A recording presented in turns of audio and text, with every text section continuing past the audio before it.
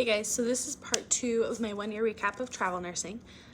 This is where I'm going to answer some frequently asked questions about travel nursing from people hitting me up, DMing me on social media, texting, all that stuff. Just some questions that people who are interested in getting in travel nursing, whether they're nurses, whether they're nursing students, or they're just like, hey, I want your lifestyle. Like, I want to travel. How'd you do it? First, you got to be a nurse, but this is kind of the business, how to get into the business of travel nursing. And it's an amazing business. It gives you so many great opportunities, so much flexibility. So here we go, frequently asked questions. What company do you use? So I have worked with 3 companies. I've only taken assignments through 1. The first company I have had relations with is Fast Staff. They pay great. If you're in it for pay, go for it. They do most of their contracts are 4/12s a week. I'm not into that. I'm in it for the adventures. I'm not in it to make money. If you are in it to make money, go for it. You'll kill it with Fast Staff. If you like your overtime, if you like your 4 days a week, go for Fast Staff. You can't go wrong with that with money. However, that's not why I'm into it. So I have not taken an assignment through them, and that's why. The next company that I have had relations with is RTG Travel Nursing. They are very persistent. They're very good. I've had great reviews of them. I have not taken an assignment through them. However, they're constantly asking me, when are you ready for a new contract or whatever, we'll help you get a new one, and they're always looking for me, which is great. However, at this point, I've built a great relationship with my current recruiter with my company, and I love her, and she sticks up for me, so I'm going to stick with her. So, that being said, I work with PPR Travel Nursing. It's a really good company. The past 2 years on Blue Pipe Travel Nursing website, they've been voted top 10 travel nursing agencies for multiple reasons. But the reason I love working with them is that my reason for travel nursing and my goals are to adventure, to explore, to see the world, to go different places. They get that, and they definitely want to accommodate that. So anywhere I say I'm interested in going, I go there.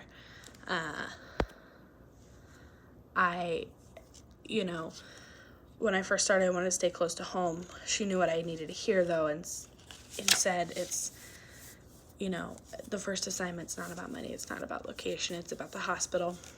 It's about having a good first experience. She was absolutely true, absolutely right. Sent me to this amazing hospital that she 100% advocated for. She said this hospital's so good. They take first-time travelers. They love first-time travelers. I didn't have my full 2 years experience, so that was a hurdle, and they totally accepted me. Great experience, great hospital. That's what has kept my fire for travel nursing alive even through the difficult times. So, if you want her name, you can contact me in the comments or DM me on Facebook or whatever, and I will give you her name, give you a recommendation, whatever. She's amazing. The company is amazing. Highly, highly recommend. So that's my company. How it works, just kind of a general outlay, is you can some people are super picky. I'm not picky at all. I'm like, wherever, this last one, I did want to be close to home. She absolutely accommodated that. But usually I'm like, give me everything. I don't know where I want to go. So she'll send me list upon list upon list of hospitals that are hiring travel nurses. She gives me their specs. So what are they paying a week? That's including hourly and per diem and housing stipend, which I'll go more into detail about that coming up. But gives me all that, gives me the hospital, and she even gives me a little personal, hey, I've heard awesome things about this hospital, first-time traveler friendly, or never heard anything about this hospital, never had a nurse here, or she's even told me hey, people have told me not so great things. It was in ED, it wasn't in ICU, but just so you know. Kind of tells me where to steer clear of and, helps me out with that. But I get a big list and I say, hey, I want to apply to here, here, and here. Okay, great. Sends in my profile, which is an application, a resume, and they usually pretty quickly they go through me then. So if they look at my profile and they're like, she seems like a good fit, they call me. We do a phone interview for about 10 to 15 minutes. They ask me a bunch of questions. Some are as simple as like, when do you want to start? And what's your specialty? And do you want the job? And then some are more, I've had interviews that are like, why are you a nurse? And why did you choose to do, why is neuro close to your heart? I'm like, no, it's the first ICU I got a job at. I mean, there's no like special answer. That's sad. I love neuro. I love my job. I do. But like, I don't. And then they always ask, why are you travel nursing? Like, I'm gonna say, I'm a fugitive running. I don't know. But anyways, but I'm like, I want an adventure. And I always say no. I want the challenge of working in new hospitals. Whatever. But anyways, the interviews range greatly. But they interview me, and then they get in contact with her and say either, sometimes they'll offer you the job on the spot, but either way they have to go through the company. So they'll go through her and say, like, yes, we'll offer you this contract. This is what we're offering her. Or, no, she's not right for these reasons. But they send her a contract. She sends to me. I can either dispute it, the days, the pay, whatever, if you want to. Or you can, yes, sign, great. Or you can hold off and see what else comes. I mean, you have options. So you do pick where you want to go. With limit, obviously, not every hospital in the world is hiring for travel nurses all the time. So it is within limit. But depending on your specialty, there's like ICU, you can go anywhere, like everywhere needs help. Nursing shortage is real. I just saw an article about how it's like fake and it's fatigue and like, come on, it's real. Have you ever worked in a hospital a day in your life? It's real. You work in an ICU and have 3 patients, like, anyways, digress. Next question. I kind of talked about how to pick in this video and the last one. For me, it's always it's a combination of location, pay, and definitely hospital. I always look at hospital. I always look at on the travel nurse page on Facebook and see what people are saying about it, as well as like I ask in the interview, do you have travel nurses frequently? Do your travel nurses extend? That tells you so much about a hospital, especially the culture for travel nurses. If they extend, that means they like it. That means they're staying around. So that's always a plus. Or if they stay, if they become staff, that's also huge. So those are, and just kind of gut, like, I don't know, can't pass it up, or like, I just have a feeling. But anyways, issues I've had. I have so much stuff to go over. We're here. We have like, but my phone might die. I'll have to post a third video, part 3. Anyways, issues. It's hard emotionally, regardless. Like, it's so hard to drive away from your home and your parents and your family and your comfort and everything that you've ever known in your whole life. Just like pack up your car and like, it's so hard. So rewarding. But those first few weeks, doing orientation, new hospital, you don't know anybody, you don't know the city, you don't know where you're living with new people. Like, it's brutal. It's brutal. Like, if you don't have thick skin, don't do it. Because it's like, it's hard. The first few weeks are like so hard. But then the rest of the time is so worth it. So that is hard. But as far as like issues, like true blue business issues, this last assignment, Truman had so many issues with like they don't accept a TDAP and like just compliance. Like, I had to get the 2-step TB testing, but I got it done in Springfield, but Springfield didn't do the paperwork right, so I had to get it redone in Kansas City. I did 5 drug screens. because the paperwork was never right. And week 2 in Kansas City, she called me into like the Occ Health office and was like, they're all positive. I'm like, really? Never would have guessed. I didn't do drugs. Anyways, so that was super frustrating. 3 weeks. The first 3, like I said, first 3 weeks are brutal. Get past that, it's great. But that was the only true issue I've had. That being said, I don't mind floating. I have floated to med-surg before. It was in my contract in Boston that I could. I only did like 4 or 5 times, maybe. But a lot of times I got floated back to ICU the same night. And then here I get floated to step down occasionally. I don't mind it. We all, like, staff floats there too. So like, I'm not too good for it. I don't want to work there full time, but I'm not too good to float there. So that's not an issue for me. For some people, it's a no-go. If you don't like floating to step down, probably don't travel because it's going to happen. I don't mind it though. So, do I drive my car? I get asked that pretty frequently. What do you do with your car when you go far away? I drive it. I love road trips. I love driving. Pack up my Jeep and take that sucker on the road. I'm gone. I drive. Sometimes I drive it straight. Yes. Sometimes I get a hotel halfway through. Yes, I feel safe. No, I don't have any issues with it. I do have friends that have shipped their car to the location with all their stuff in it. I think that's pretty costly. But I'm also in the middle of the United States, which is perfect. 24 hours, like 13, 14. I don't have like 55-hour journeys from coast to coast. So also Alaska, a lot of times you have to fly there and then they will rent you or lease you a car.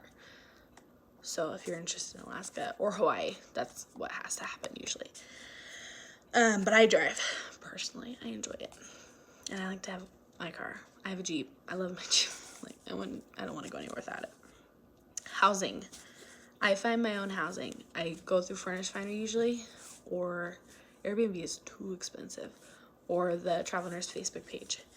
I've been super lucky. I always have roommates. I love living with roommates, usually travel nurses, and usually I have super great luck and I love them and I'm good friends with them after. So I don't have issues housing. You can take company housing, but that you don't get your stipend then, which pulls me right into the payment, how all that works. So I get a weekly breakdown.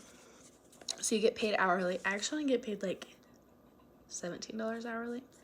And then and that is taxed for the state tax.